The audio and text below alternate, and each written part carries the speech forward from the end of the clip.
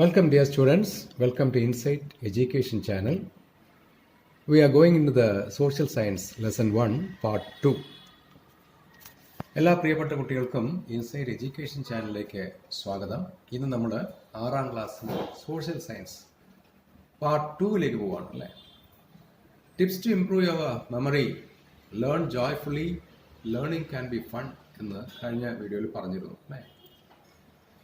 ഓർമ്മയുണ്ടോ? അതിന് സഹായിക്കുന്ന ചില കാര്യങ്ങളാണ് ഇവിടെ നമ്മൾ നോക്കുന്നത്. എ ഷോർട്ട് റീക്യാപ്പ്, ചെറുതായിട്ട് ഒന്ന് വീണ്ടും പിടിക്കുക, റീക്യാപ്ചർ ചെയ്യുക. മിഡീവൽ പീരിയഡ് ഏതാണത്? What is medieval period? From common era 8th century to 18th century. That period is called the medieval period. First, we are not going to discuss in detail. There were two Rajput dynasties, Tomar dynasty and Chauhan dynasty. However, we are concentrating on the next thing, Sultanate period. That period is from 1206 CE to 1526 CE. Common era 1206 to 1526. രണ്ട് രജപുത്ര രാജവംശങ്ങളെ പറ്റി നമ്മൾ അറിഞ്ഞിരിക്കുക. തോമാർ, ചൗഹാൻ. അവർക്ക് ശേഷം sultanate period, പൊതുയുഗം 1206 തുടങ്ങിയിട്ട് 1526 വരെയുള്ള 320 വർഷങ്ങൾ ഡൽഹിയിൽ നിന്നുകൊണ്ട് സുൽത്താൻമാർ ഭരിച്ചു. അതിനെയാണ് സുൽത്താനേറ്റ് പീരിയഡ്. അപ്പോൾ മിഡീവൽ ഇന്ത്യയുടെ ചരിത്രത്തിൻ്റെ ഒരു പ്രധാനപ്പെട്ട പോയിന്റ് നമ്മൾ നോട്ട് ചെയ്തു. And which were the famous dynasties that ruled from Delhi? Sultanate dynasties, Mamluk, Khalji, Tughlaq, Sajid and Lodi dynasties. In between, you can note down one lady ruler, Sultana Razia. Who was she? She was the daughter of Iltutmish, one of the famous rulers of that Mamluk dynasty. Then, founder of Mughal Empire, that is Babur. Babur founded the Mughal Empire in India. Mughal period 1526 to the 18th century, right into the 18th century. So this was what we discussed in the last class. അപ്പോൾ കഴിഞ്ഞ ക്ലാസ്സിൽ നമ്മൾ discuss ചെയ്ത കാര്യങ്ങൾ ഒന്ന് ഓർത്ത് വയ്ക്കാൻ വേണ്ടി ചെറിയ ചെറിയ പോയിന്റ്സ് ആയിട്ട് തന്നത്. സുൽത്താനേറ്റ് രാജവംശത്തിൽ മാംലുക്, ഖൽജി, തുഗ്ലക്, സജീദ്, ലോധി ഡൈനാസ്റ്റീസ് ആയിരുന്നു രാജവംശങ്ങൾ. അതിലൊരു പ്രധാനപ്പെട്ട ഒറ്റ ലേഡി സുൽത്താന റസ്യ. അവർ മാംലുക് രാജവംശത്തിലെ സുൽത്താൻ വംശത്തിലെ ഇൽതുത്മിഷിൻ്റെ മകളായിരുന്നു. അവർ മാത്രമാണ് ഒരു ലേഡിയായിട്ട് ഭരിച്ചിട്ടുള്ളത്. പിന്നെ മുഗൾ സാമ്രാജ്യത്തിൻ്റെ സ്ഥാപകൻ ബാബർ. മുഗൾ സാമ്രാജ്യത്തിൻ്റെ കാലഘട്ടം 1526 തുടങ്ങി പിന്നെ ഇങ്ങോട്ട് 18ാം നൂറ്റാണ്ട് വരെ. Famous Mughal rulers. ഈ മുഗൾ സാമ്രാജ്യത്തിലെ പ്രസിദ്ധരായിട്ടുള്ള രാജാക്കന്മാർ അല്ലെങ്കിൽ ചക്രവർത്തിമാർ ആരായിരുന്നു? Babur, his son Humayun, his son Akbar, then his son Jahangir and his son Shah Jahan, who built Taj Mahal, and then his fourth son Aurangzeb. These are the famous rulers of the Mughal Empire. An important document also we have to discuss, Akbarnama and Aini Akbari. It is a document written by Abul Fasl, a courtier of Akbar. അക്ബറിൻ്റെ രാജസദസ്സിലെ ഒരു അംഗമായിരുന്ന അബുൽ ഫാസൽ എഴുതിയ ഒരു ചെറിയ പുസ്തകമാണ്. ചെറിയതല്ല, നല്ലൊരു പുസ്തകമാണ്. The work is in 3 volumes. The first volume deals with Akbar's ancestors. ആദ്യത്തെ volume അക്ബറിന്റെ പൂർവികരെ പറ്റിയുള്ളതാണ്. The second with events during Akbar's reign. അക്ബറിന്റെ കാലഘട്ടത്തിൽ, ഭരണഘട്ടത്തിൽ, റീൻ, REIGN, റീൻ, റൂളിന്റെ വേറൊരു വാക്കാണ്, നല്ലൊരു വാക്കാണ്. അക്ബറിന്റെ ഭരണകാലത്തെ സംഭവങ്ങളാണ് രണ്ടാമത്തെ വോളിയമിൽ. And the third with Akbar's administration.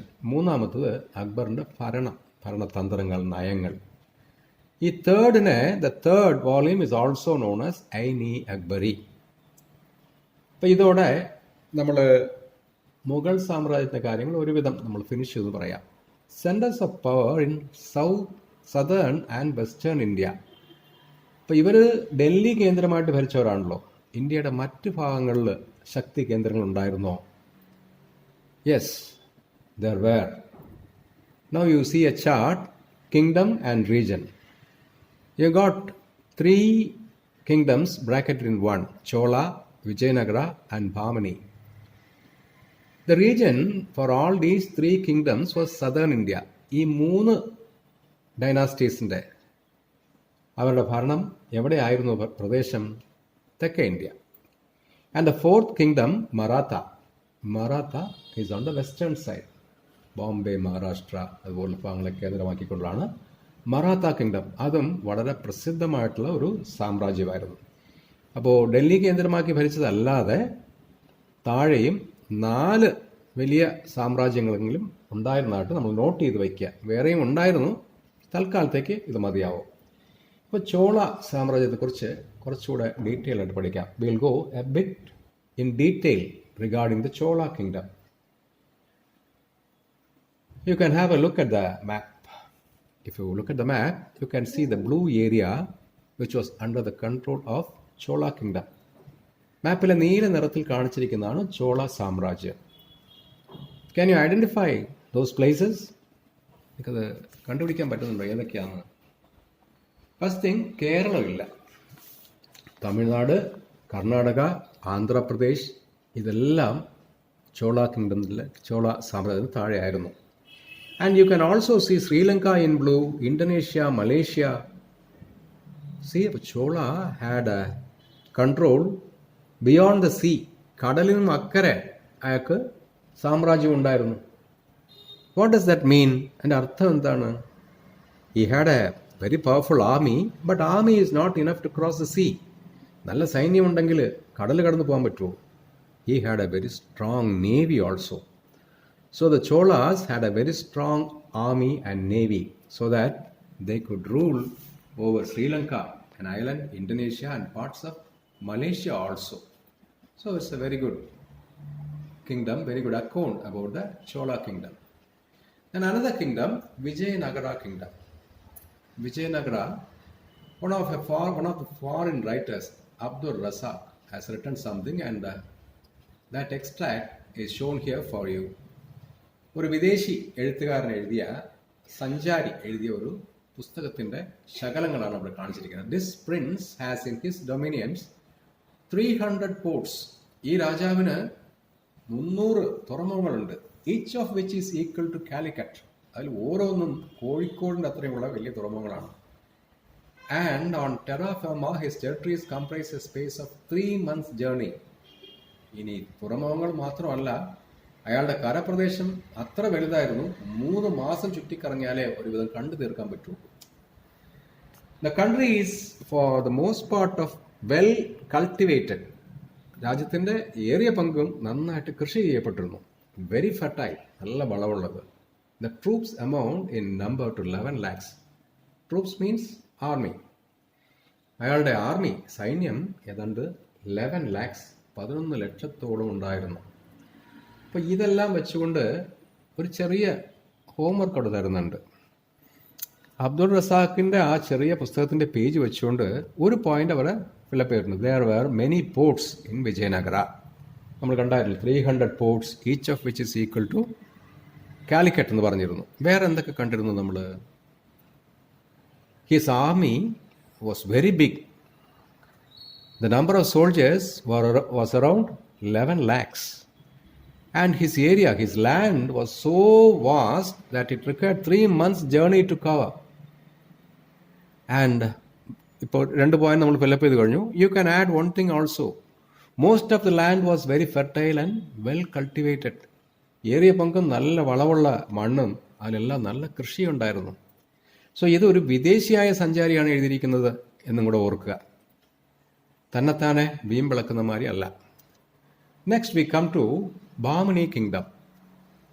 മിക്ക സാമ്രാജ്യങ്ങൾക്കും അതിൻ്റെ സ്ഥാപകൻ്റെ പേരായിരിക്കും ഉണ്ടായിരിക്കുക. ഇവിടെ അത് തന്നെയാണ്, അലാവുദ്ദീൻ ഹസൻ ബാമൻ ഷാ.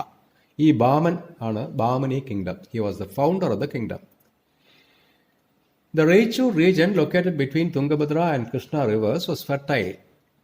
തുംഗഭദ്ര കൃഷ്ണ നദികൾക്കിടയിലുള്ള നല്ല വളമുള്ള മണ്ണ് റേച്ചൂർ, അതാണ് റേച്ചൂർ പ്രദേശം. It was known as the rice bowl of south India. തെക്കേ ഇന്ത്യയുടെ അക്ഷയപാത്രം, ചോറ്റുപാത്രം എന്ത് വേണമെങ്കിലും പറയാം. കാരണം ഉള്ള റൈസ് മുഴുവൻ അവിടെ നിന്നായിരുന്നു കെട്ടിക്കൊണ്ടിരുന്നത്. The rulers of Bahmani and Vijayanagara frequently engaged in wars to gain control over the Raichur region. ഈ ബാമനിയും വിജയനഗര സാമ്രാജ്യങ്ങൾ തമ്മിൽ മിക്കവാറും യുദ്ധം നടന്നത് ഈ നല്ല മണ്ണ്, ഈ ചോറ്റുപാത്രത്തിന് വേണ്ടിയിട്ടാണ്, റൈച്ചൂറിന് വേണ്ടിയിട്ട്.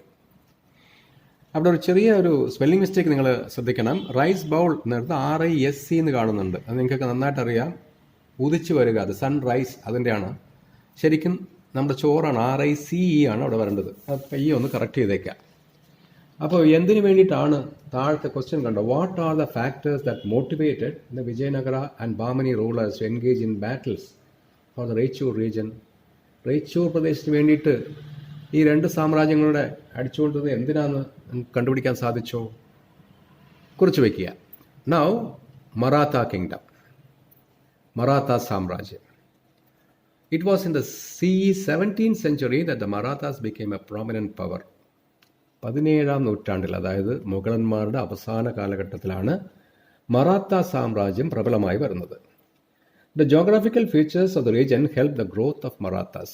ഡൽഹിയുടെ കാര്യത്തിൽ കണ്ടതുപോലെ തന്നെ ഈ മറാത്തയ്ക്കും ജോഗ്രഫിക്കലായിട്ടുള്ള അതിൻ്റെ ഭൂമി ഘടന.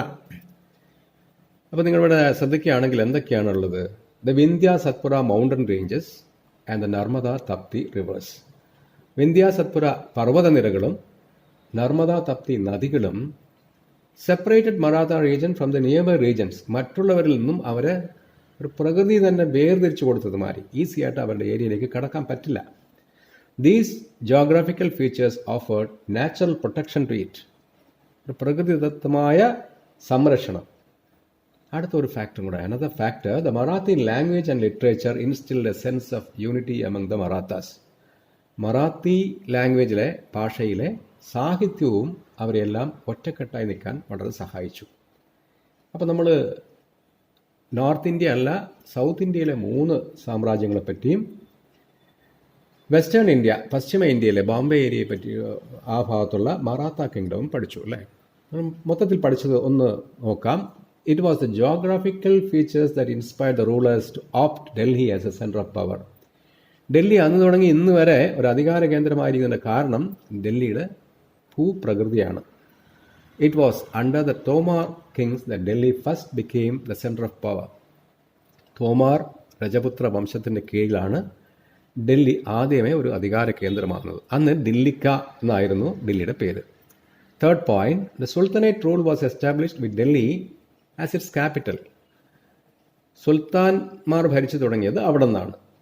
ചൗഹാൻ, പൃഥ്വിരാജ് ചൗഹാനെ തോപ്പിച്ചുകൊണ്ട് കുത്ബുദ്ദീൻ ഐബക്ക് ഡൽഹി തുടങ്ങി. അന്ന് തുടങ്ങി ഇന്ന് വരെ അങ്ങനെ തുടരുന്നു. 4ാമത്തെ point, the sultanate rule expanded further during the reign of Alauddin Khalji and Muhammad bin Tughlaq. ഈ സുൽത്താനേറ്റ് പീരീഡിൽ അലാദീൻ ഖൽജിയുടെയും മുഹമ്മദ് ബിൻ തുഗ്ലക്കിൻ്റെയും കാര്യത്തിൽ സാമ്രാജ്യം കുറച്ചുകൂടെ വികസിച്ചു. Babur, who defeated Ibrahim Lodi in the Battle of Panipat in 1526, established the Mughal rule. So, sultanate പീരീഡിനൊരു അന്ത്യം കുറിച്ചുകൊണ്ട് 1526, 1526 പൊതുയുഗം, മുഗൾ സാമ്രാജ്യം സ്ഥാപിക്കപ്പെട്ടു. ആരായിരുന്നു? ബാബറാണ് ഇബ്രാഹിം ലോധിയെ തോപ്പിച്ചുകൊണ്ട് അക്കാര്യം സാധിച്ചത്. Akbar and Aurangzeb played an important role in the expansion of the Mughal empire. ഈ സാമ്രാജ്യം, മുഗൾ സാമ്രാജ്യം വികസിക്കുന്നതിൽ പ്രധാന പങ്കുവച്ച മറ്റ് 2 ചക്രവർത്തിമാരാണ് അക്ബറും ഔറംഗസീബും. Last point, different centres of power existed in western and southern India during the medieval period. So ഇന്ന് പഠിച്ചതും എല്ലാം കൂടെ ഓർത്തിരിക്കാൻ വേറൊരു ചാർട്ട് കണ്ട. മിഡീവൽ ഇന്ത്യ, ഡൽഹി കേന്ദ്രമാക്കിയിട്ട് ഒരു 4 point, south India 3 point, western India നമ്മൾ പഠിച്ച തോമാർ, ചൗഹാൻ ഡൈനാസ്റ്റീസ്, സുൽത്താനേറ്റ്, മുഗൾ, ഇവരെല്ലാവരും ഡൽഹിയിൽ നിന്ന് ഭരിച്ചു. ഇപ്പുറത്ത് സൗത്ത് ഇന്ത്യയിൽ ചോള, വിജയനഗര, ബാമനി, ഇവർ സൗത്ത് ഇന്ത്യയിൽ അവരുടെ സാമ്രാജ്യം കെട്ടിപ്പടുത്തെടുത്തു. മറാത്ത, ഛത്രപതി ശിവാജി നിങ്ങൾ ഓർക്കുന്നുണ്ടാവും, കേട്ടിട്ടുണ്ടാവും, വെസ്റ്റേൺ ഇന്ത്യയിൽ. ഇപ്പോൾ ഇത്രയേ ഉള്ളൂ. ഇതോടെ നമ്മൾ ഈ പാഠത്തിൻ്റെ അവസാനത്തിലേക്ക് വന്നു കഴിഞ്ഞു. അപ്പോൾ ഇമ്പോർട്ടൻറ്റ് നോട്ട്സ് ഒക്കെ എടുത്ത് എഴുതി വെച്ചിട്ട് സിഗ്നിഫിക്കൻറ്റ് ലേണിംഗ് ഔട്ട്കംസ് എന്നൊക്കെ താഴെ കിടക്കുന്നുണ്ടാവും. അതെല്ലാം നോട്ട് ചെയ്ത് വയ്ക്കുക. വീണ്ടും നമുക്ക് അടുത്ത ക്ലാസ്സിൽ കാണാം. ഇത്രയും നേരം വീഡിയോ കണ്ടതിന് വളരെ നന്ദി. ഇഷ്ടപ്പെട്ടെങ്കിൽ ലൈക്ക് ചെയ്യുക, ഷെയർ ചെയ്യുക, സബ്സ്ക്രൈബ് ചെയ്യുക, ബെൽ ഐക്കോൺ പ്രസ് ചെയ്യുക. Thank you so much.